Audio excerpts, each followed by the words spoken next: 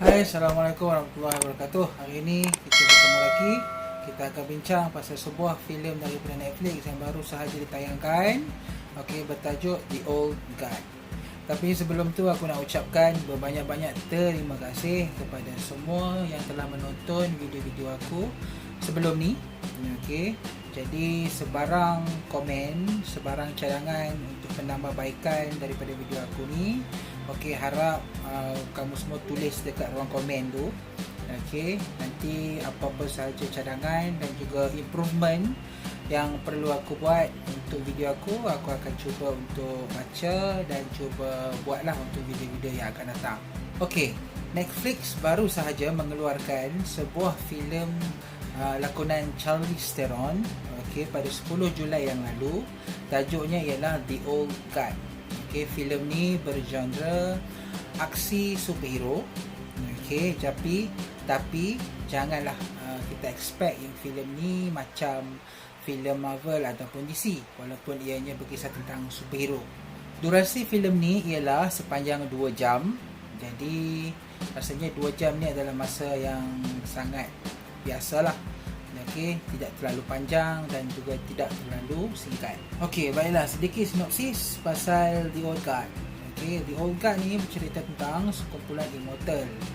So di dalam filem ni, okey, berkisah tentang macam mana ada sebuah syarikat ataupun organisasi ni yang memburu puak-puak immortal ni untuk membuat uji kaji dan mendapatkan kebolehan immortal tu depa ni tak boleh mati dan hidup berabad lamanya.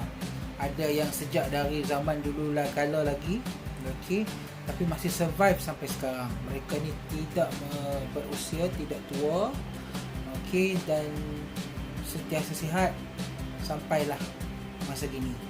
Okey, jadi puak-puak immortal ni dia terpaksa melarikan diri dan bersembunyi. Sama adakah puak-puak immortal ni berjaya melarikan diri? Itu yang kita kena tonton, The Old Guard. Pada aku, filem ni memang sangat matang daripada persembahan cerita dia. Tidak nampak macam sebuah filem Marvel ataupun DC. Ianya sebuah filem yang bercerita tentang kebolehan manusia yang mempunyai superpower tapi mempunyai satu kekurangan. Kadang-kala ada jugalah kita ada kuasa tapi tetap mempunyai satu, orang kata, sumpahan. Apa yang aku nampak dalam filem ni, okey, dia tampilkan satu persoalan, macam mana kalau kita ada satu superpower, okey, tapi superpower tu sebenarnya memberi kesan yang buruk kepada hidup kita. Okey, benda ni selalunya tidak dipersembahkan dalam filem-filem superhero seperti Marvel dan DC. Okey, so dalam filem ni ada kita nampak yang kebolehan untuk tidak boleh mati ni sebenarnya seperti curse, satu sumpahan. Dan yalah, kalau hidup lama sangat pun bosan sangat kan. Okey, filem ni juga bukan pasal villain yang jahat lawan villain yang baik. Okey, memang ada cerita watak jahat, watak baik, tapi sebenarnya filem ni lebih kepada paparan morality dan macam mana kehidupan seorang yang mempunyai kuasa immortal. Okey, jadi kalau kita nak expect filem ni berlawan antara baik jahat, filem ni memang tak ada lah benda tu. Bercakap tentang aksi filem ni pula, boleh dikatakan filem ni setanding dengan filem macam Six Underground, macam filem Deadpool. Paling dekat pun kalau kita tengok filem lakonan Charlize Theron ialah Atomic Blonde. Okey, aksi-aksi filem ni juga, kalau katakan kamu semua minat filem John Wick, mungkin boleh tonton. Sebab aksi dalam filem ni lebih kepada fist to fist fight. Okey, adalah letupan sikit-sikit tapi rasanya lebih kepada pergaduhan. Jadi best lah kalau kita tonton aksi dia tu. Aksi dia pula non-stop. Okey, kebanyakan di setiap filem mesti ada adegan lawan, tapi adegan dia pendek-pendek saja tapi cukup untuk membuatkan kita terpukau dengan filem ni. Lakonan pelakon kita Charlize Theron yang menjadi tunjang utama filem ni boleh dikatakan cukup mantap. Okey, dengan usianya dah menjangkau 44 tahun, pelakon ni masih lagi menyelah. Okey, Bila aku tengok cerita The Old Guard ni, aku teringat pula cerita dia yang tahun 2005, iaitu Aeon Flux. Okay, walaupun jarak filem tu dengan filem ni agak lama, tapi memang ketangkasan pelakon ni dalam beraksi memang masih sama. Kalau korang semua expect filem ni setanding dengan Six Underground, jangan. Filem ni memang tak sama langsung.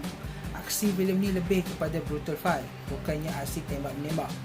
Okay, tapi memang kalau nak tengok sekarang ni, Netflix punya katalog pun, penerbitan pun, diorang dah start bikin filem aksi lebih banyak kan. Macam dulu kita tengok dia bikin filem horror banyak kan.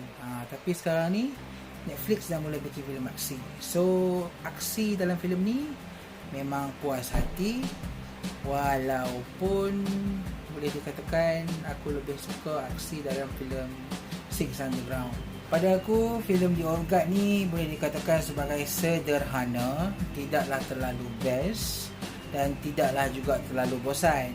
Okay, aksi filem ni boleh dilayan. Plot dia pada aku sederhana, masih lagi boleh enjoy. Lagipun ianya mudah untuk difahami, ringkas, tidak berbelit-belit dan memang sesuai untuk dilayan ketika kita sedang bosan dan tak ada apa nak buat lah. Dan aku nampak juga filem ni seakan-akan satu permulaan kepada franchise. Mungkin kalau kata filem ni meletup dan mendapat view yang tinggi di Netflix, aku rasa filem ni mungkin ada sequel. Sebab kalau aku tengok filem ni pun, ianya seakan-akan episod pertama siri The Old Guard. Kalau kata dia buat siri lah kan, ini ialah episod pertama. So itu sajalah review aku untuk The Old Guard. Aku rasakan filem ni memang sesuai ditonton. Cuma kalau nak tonton, filem ni mempunyai unsur-unsur yang mungkin kurang sesuai untuk kanak-kanak. Okay, sebelum aku akhiri review ni, aku cadangkan kalau siapa yang suka menonton filem seakan-akan The Old Guard ni, boleh lepas habis The Old Guard ni, boleh layan filem seperti Jumper, Six Underground dan juga Deadpool. Okay, sebelum aku tamatkan ulasan aku yang tak seberapa ni, jangan lupa subscribe, like kalau suka, dan juga komen jika ada sebarang pendapat aku yang mungkin lain ke daripada pendapat korang, yang mungkin ada cadangan atau perbezaan pendapat. Kita akan komen kat bawah. Nanti aku akan baca, insyaAllah aku akan reply. Setakat itu sahaja review aku untuk hari ini. Kita jumpa untuk post yang akan datang. Assalamualaikum.